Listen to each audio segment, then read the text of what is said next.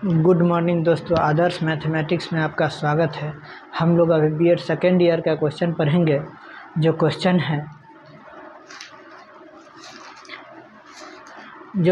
है पाठ्यचर्या के रूपरेखा पाठ्यक्रम के यानी पाठ्यक्रम या पाठ्य वस्तु एक दूसरे से किस प्रकार जुड़े हुए हैं, इनके संबंधों की व्याख्या उचित उदाहरण से करें। यही क्वेश्चन हम लोग अभी पढ़ेंगे। देखिए यहाँ से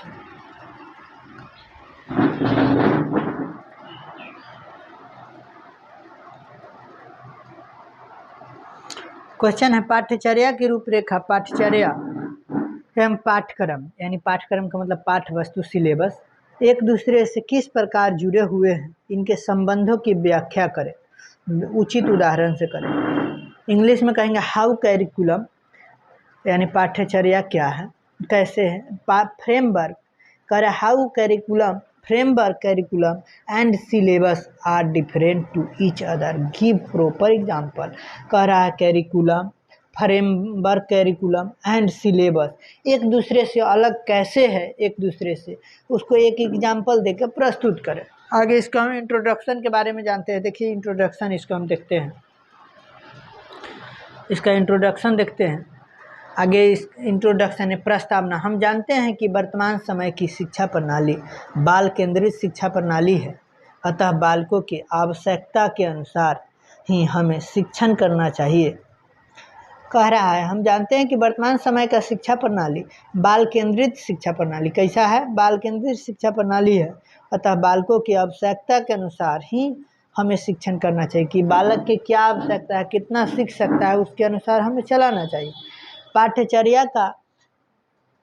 पाठ्यचर्या का यह रूपरेखा बताती है कि बालकों को क्या और कैसे पढ़ाया जाए, यानी कोई बालक है उसको किस समाज से आया है, उसको कैसे पढ़ाया जाए, इन्हीं बातों पर ध्यान केंद्रित कराने हेतु एक दस्तावेज है, एक फाइल है। राष्ट्रीय पाठ्यचर्या की रूपरेखा 2005 शिक्षा के क्षेत्र में एक अभिनव राष्ट्रीय दस्तावेज है। यह रूपरेखा के अंतर्राष्ट्रीय स्तर के शिक्षाविदों, वैज्ञानिकों एवं विषय विशेषज्ञों द्वारा तैयार की गई है। कहने का मतलब यह एक ऐसा फाइल तैयार किया गया है जिसमें अलग अलग अंतर्राष्ट्रीय स्तर के, यह रूपरेखा अंतर्राष्ट्रीय स्तर के यानी कि हमारे देश में विदेशों को लोग भी शिक्षाविद, वैज्ञानिक एवं विषय विशेषज्ञ यानी सब्जेक्ट का स्पेशलिस्ट द्वारा यह तैयार किया गया है। एनसीएफ 2005 के उदाहरण रविंद्रनाथ टैगोर का निबंध सभ्यता और प्रगति से है हुआ है, जिसमें उन्होंने हमें बताया है कि सृजनात्मकता है वह उदार और आनंदपूर्ण। कह रहा है कि जिसमें उन्होंने हमें बताया है कि सृजनात्मकता उदार एवं और आनंदपूर्ण बचपन की कुंजी है और नासमझ व्यस्त संसार के लिए विकृति का खतरा है।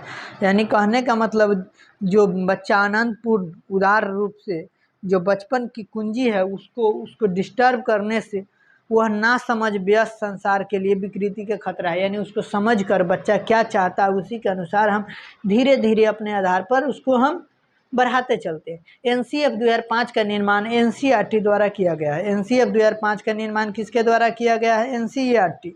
एनसीएफ 2005 के 5 मार्गदर्शक सिद्धांत निम्नलिखित है। पहला है ज्ञान को स्कूल के बाहरी जीवन से जोड़ना। ज्ञान को क्या करना है? स्कूल के बाहरी जीवन से जोड़ना। परीक्षा को अपेक्षाकृत अधिक लचीला बनाना और कक्षा के गतिविधियों से जोड़ना। कह रहा है परीक्षा को अपेक्षाकृत अधिक लचीला बनाना और कक्षा के गतिविधियों को जोड़ना। जो परीक्षा को लेने का पैटर्न उसको लचीला बनाना है। पहले के एग्ज़ाम जब होते थे तो बहुत लोग एक्सपेल कर दिए जाते थे और बहुत डिस्टर्बेंस होते थे, लेकिन अब धीरे धीरे उसको लचीला बनाया जाए। यह सुनिश्चित करना कि पढ़ाई रटंत प्रणाली पर आधारित न हो बल्कि समझ आधारित, यानी जो बालक को हम पढ़ाए वह रटने वाला नहीं हो, समझ के आए। पाठ्यचर्या पुस्तक केंद्रित न हो, यानी जो पाठ्यचर्या जो है वह पाठ पुस्तक केंद्रित न हो, लोकतांत्रिक मूल के पाठ्यक्रम में शामिल करना चाहिए। लोकतांत्रिक मूल, हमारे लोकतंत्र में इसका क्या मूल है उसको शामिल करना चाहिए पाठ्यक्रम में। पाठ्यचर्या का संकल्पना देखिए, पाठ्यचर्या एक ऐसी धुरी के रूप में है जिसके चारों ओर कक्षा के विभिन्न कार्य तथा विद्यालय के समस्त क्रियाकलाप विकसित की जाती है। यानी पाठ्यचर्या का संकल्प, पाठ्यचर्या एक ऐसी धुरी है, ऐसा सेंटर माना गया है के रूप में है जिसके चारों ओर कक्षा के विभिन्न कार्य तथा विद्यालय के समस्त क्रियाकलाप विकसित किए जाते हैं। देखिए, पाठ्यचर्या विद्यालय की शिक्षा व्यवस्था का केंद्र बिंदु है। विद्यालय में उपलब्ध सभी संसाधन जैसे विद्यालय का भवन, विद्यालय के अन्य उपकरण, पुस्तकालय की पुस्तकें तथा अन्य शिक्षण सामग्री का एकमात्र उद्देश्य पाठ्यचर्या के क्रियान्वयन में सहयोग करना है। यानी जो पाठ्यचर्या है, जो बच्चा के पढ़ाई के रूप में सहयोग करना है इसको, कि बच्चा को किसी प्रकार की कमी न हो। पाठ्यचर्या शिक्षा का आधार है। पाठ्यचर्या द्वारा शिक्षा की उद्देश्य की पूर्ति होती है। यह एक ऐसा साधन है जो छात्र तथा अध्यापक को जोड़ता है। क्या करता है? छात्र और अध्यापक को जोड़ता है। अध्यापक पाठ्यचर्या के माध्यम से, अध्यापक क्या करते हैं? पाठ्यचर्या के माध्यम से, अध्यापक पाठ्यचर्या के माध्यम से छात्रों के मानसिक, शारीरिक, नैतिक, सांस्कृतिक, संवेगात्मक, आध्यात्मिक तथा सामाजिक विकास के लिए प्रयास करते हैं। क्या करते हैं? अध्यापक पाठ्यचर्या के माध्यम से छात्रों को मानसिक यानी दिमाग से, शारीरिक शरीर का, और नैतिक हमारे नेचर से जोड़कर, सांस्कृतिक हमारे समाज से, संवेगात्मक वह क्या महसूस करता है, आध्यात्मिक यानी अध्यात्म के आधार पर तथा सामाजिक विकास के लिए प्रयास करता है। यानी सभी तरफ से विकास हो, यानी सर्वांगीण विकास हो। परिभाषा देखिए, पाठ्यचर्या के संबंध में सबसे लोकप्रिय परिभाषा कनिंघम की मानी जाती है।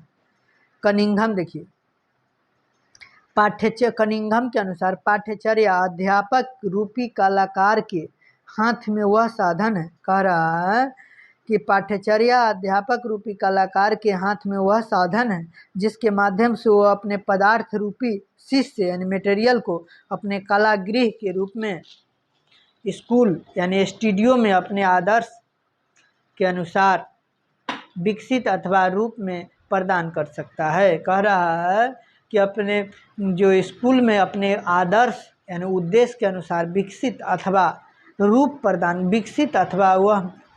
प्रदान कर सकता है कि बच्चा कैसा परफॉर्मेंस कर रहा है। पाठ्यचर्या में शिक्षण के ज्ञानात्मक, भावात्मक एवं क्रियात्मक तीनों पक्ष शामिल होते हैं।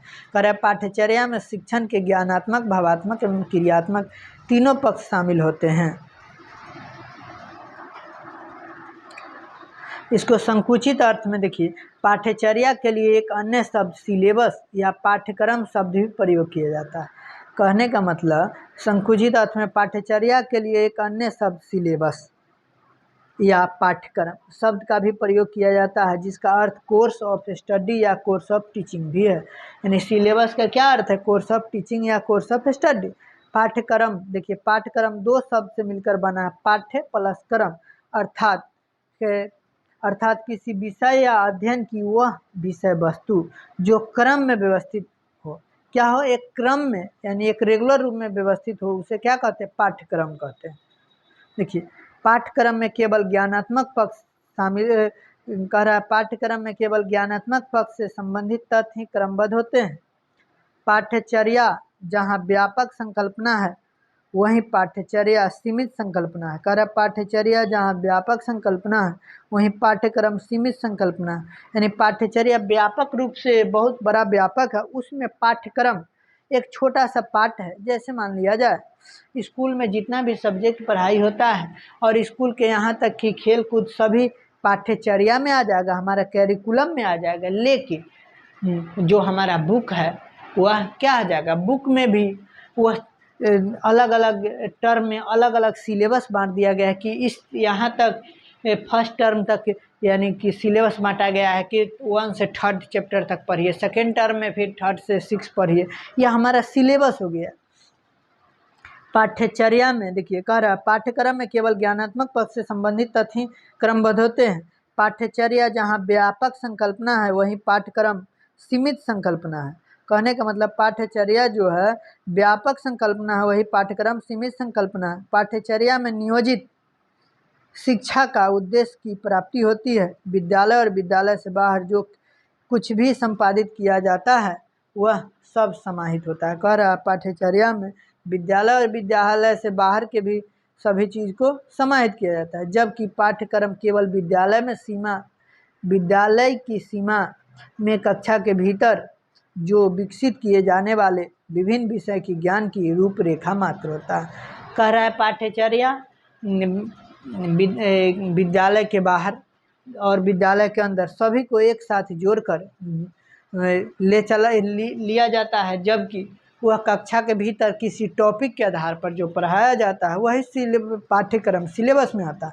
पाठ्यचर्या शब्द का प्रयोग कक्षा विशेष के संदर्भ में पाठ्यचर्या शब्द का प्रयोग कक्षा विशेष के संदर्भ में प्रयोग किया जाता है। जैसे कक्षा 8वीं के लिए हिंदी का पाठ्यचर्या, परंतु पाठ्यक्रम शब्द का प्रयोग कक्षा विशेष के किसी विशेष तक सीमित होता है। जैसे कक्षा 8 के लिए हिंदी पाठ्यक्रम, जैसे कक्षा 8 का कहेगा कक्षा 8 का पाठ्यचर्या में अलग अलग सब्जेक्ट, जैसे कहेगा हिंदी का पाठ्यचर्या यानी हिंदी के बुक में आप कहेगा पाठ्यक्रम, तो मान लीजिए हिंदी के बुक में कह रहा है कि 1 से लेकर 5 तक फर्स्ट टर्म में पढ़ना है, तो फर्स्ट टर्म का सिलेबस क्या हो गया 1 से 5, लेकिन पूरा बुक पाठ्यचर्या के रूप में आ जाएगा। पाठ्यचर्या संपूर्ण विद्यालय जीवन की चर्या है, जबकि पाठ्यचर्या पठनीय वस्तुओं का केवल एकमात्र क्रम है। कह रहा है पाठ्यचर्या संपूर्ण विद्यालय के जीवन की चर्या है, जबकि पाठ्यक्रम पठनीय वस्तु का केवल एकमात्र क्रम है। वह सब क्रम है पाठ्यचर्या, लेकिन यह केवल एकमात्र क्रम है। देखिए कह रहा है पाठ्यचर्या अपने आप में संपूर्ण है, जबकि पाठ्यक्रम पाठ्यचर्या का एक अंग है। कहने का मतलब पाठ्यचर्या एक पूरा सिस्टम है, उसमें पाठ्यक्रम जो है एक उसका अंग है। पाठ्यचर्या से संपूर्ण व्यक्तित्व का विकास होता है संभव है, जबकि पाठ्यक्रम से व्यक्तित्व का किसी एक पक्ष या किसी एक अंग का विकास। कहने का मतलब पाठ्यचर्या से संपूर्ण व्यक्तित्व का विकास संभव है, जबकि पाठ्यक्रम से किसी एक व्यक्तित्व का किसी एक पक्ष का विकास होता है। पाठ्यचर्या और पाठ्यक्रम में पूर्ण और अंश का भेद होता है। पाठ्यचर्या और पाठ्यक्रम में क्या होता है पूर्ण और अंश, यानी पाठ्यचर्या पूरा है और पाठ्यक्रम उसका अंश है, एक पार्ट है। अब देखिए यही क्वेश्चन था कि कैरिकुलम फ्रेमवर्क, कैरिकुलम यानी पाठ्यचर्या और सिलेबस पाठ्यक्रम में क्या अंतर है। देखिए डिफरेंस समझिए, यह क्या है यानी कैरिकुलम फ्रेमवर्क। देखिए यह एक योजना है जिसमें शिक्षक शैक्षिक उद्देश्य का निर्धारण व्यक्तिगत एवं सामाजिक दृष्टि से किया जाता है। क्या व्यक्तिगत एवं सामाजिक दृष्टि से किया जाता है, जिसमें विद्यालय से प्राप्त अधिगम अनुभवों का उद्देश्य भी रहता है, यानी विद्यालय से जो प्राप्त अधिगम जो आप सीखते हैं उसका अनुभव का उद्देश्य भी रहता है। जबकि कैरिकुलम पाठ्यचर्या विद्यालय के विषयों में अधिगम अनुभवों एवं विद्यालय क्रियाकलाप का संपूर्ण योग होता है। कह रहा है विद्यालय के विषय में अधिगम अनुभवों एवं विद्यालय क्रियाकलाप का संपूर्ण योग होता है। वहीं सिलेबस में देखा जाए पाठ्यक्रम, इसमें केवल विद्यालय के विषयों का समायोजन, यानी केवल विद्यालय में कौन विषय है उसका समायोजन होता है। देखिए एनसीएफ 2005 के अनुसार देखिए कैरिकुलम फ्रेमवर्क क्या कह रहा है कि एनसीएफ 2005 के अनुसार स्कूली शिक्षा पाठ्य पुस्तक केंद्रित न होकर बाल केंद्रित हो। कैसा हो, पाठ्य पुस्तक केंद्रित न होकर बाल केंद्रित हो, बच्चा कैसा सीखना चाहता है उसके आधार पर हो। जबकि कैरिकुलम पाठ्यक्रम में पाठ्यचर्या क्या बताता है, पाठ्यचर्या के द्वारा बालकों का सर्वांगीण विकास करवाया जाता है। वहीं पाठ्यक्रम इसमें विषयों से संबंधित ज्ञानात्मक विकास करवाया जाता है, यानी उस विषय से संबंधित उसका ज्ञान का विकास करवाया जाता है। तीसरा देखिए कह रहा है एनसीएफ का उद्देश्य पाठ्यचर्या के निर्माताओं एवं शिक्षकों की पाठ्य वस्तु के चयन मूल्यांकन तथा से संबंधित होता है। क्या करा उसका कैसे चयन किया जाए, उसका मूल्यांकन कैसे किया जाए, इससे संबंधित होता है। जबकि कैरिकुलम यानी पाठ्यचर्या विद्यालय में पढ़ाए जाने वाले विषय पाठ्यक्रम एवं पाठ्य सहगामी क्रिया का आयोजन विद्यालय एवं बाह्य विद्यालय क्रिया में शामिल है। यानी पाठ्यचर्या क्या है? विद्यालय में पढ़ाए जाने वाले जो विषय है, पाठ्यक्रम या पाठ्य सहगामी क्रिया, यानी पाठ के जो सिलेबस में है वो और सिलेबस के साथ साथ उससे रिलेटेड जो है सो दोनों को विद्यालय एवं बाह्य विद्यालय में क्रिया को शामिल किया जाता है। जबकि सिलेबस क्या कर रहा है? इसमें मुख्यतः कक्षा की गतिविधि जैसे विषय की स्वरूप संबंधित होता है, यानी इसमें कक्षा का कैसा स्वरूप है, इसमें कैसे पढ़ाया जाना चाहिए, इसी के बारे में बताया जाता है। देखिए यहाँ से कह रहा है, यह देखिए कैरिकुलम फ्रेमवर्क कहता है यह एक योजना है जिसमें सामाजिक असमानता से निपटने हेतु उचित मार्गदर्शन किया जाता है। यानी कैरिकुलम फ्रेमवर्क में क्या किया जाता है? यानी जो सामाजिक असमानता है उससे निपटने के लिए उचित मार्गदर्शन किया जाता है। जबकि कैरिकुलम यानी पाठ्यचर्या का विकास सामाजिक आवश्यकता, मानवीय गुणों तथा सामाजिक दर्शन पर आधारित होता है। किस पर होता है? पाठ्यचर्या का विकास सामाजिक आवश्यकता, मानवीय गुण तथा सामाजिक दर्शन पर आधारित होता है। वहीं सिलेबस पाठ्यक्रम का स्वरूप छात्रों के स्तर, रुचियों पर आधारित होता है। पाठ्यचर्या का रूपरेखा का आधार शिक्षा के उद्देश्य, पाठ्यचर्या के चयन एवं मूल्यांकन से होता है। कह रहा है कैरिकुलम फ्रेमवर्क बताता है कि पाठ्यचर्या का जो रूपरेखा का आधार है वह शिक्षा के उद्देश्य, किस उद्देश्य से वह पढ़ना चाह रहा है, पाठ्यचर्या का चयन, वह कैसा सब्जेक्ट को चूज करता है, एंड मूल्यांकन से संबंधित, और इसका मूल्य का अंकन कैसा किया जाता है। जबकि कैरिकुलम यानी पाठ्यचर्या बताता है कि यह सभी क्षेत्रों का संपूर्ण विकास का अवसर देना विभिन्न क्रियाओं का माध्यम से छात्रों की आवश्यकता की पूर्ति करता है। यानी छात्र का क्या क्या चीज़ की आवश्यकता है वह संपूर्ण विकास के लिए अवसर देता है और जो जो उसके माध्यम से जो आवश्यकता होता है उसका पूर्ति करता है। और पाठ्यक्रम से पाठ्य वस्तु, पाठ्यक्रम जो होता है यानी सिलेबस, इसमें विषयों की पाठ्य वस्तु का समाहित होता है और यह परीक्षा के स्वरूप के रूप में औपचारिक मूल्यांकन का अध्ययन प्रस्तुत करता है। क्या करता है? औपचारिक मूल्यांकन का अध्ययन प्रस्तुत करता है तथा मुख्यतः संज्ञानात्मक क्षेत्र से संबंधित होता है। वह किससे होता है? संज्ञानात्मक क्षेत्र, यानी वह संज्ञान में आने पर अपना वो आगे बढ़ाते रहता है। यही इसका आंसर हुआ। फिर आगे नेक्स्ट क्वेश्चन पढ़ेंगे नेक्स्ट वीडियो में। जब तक कि क्लास को इसी पर एंड करते हैं। जय हिंद।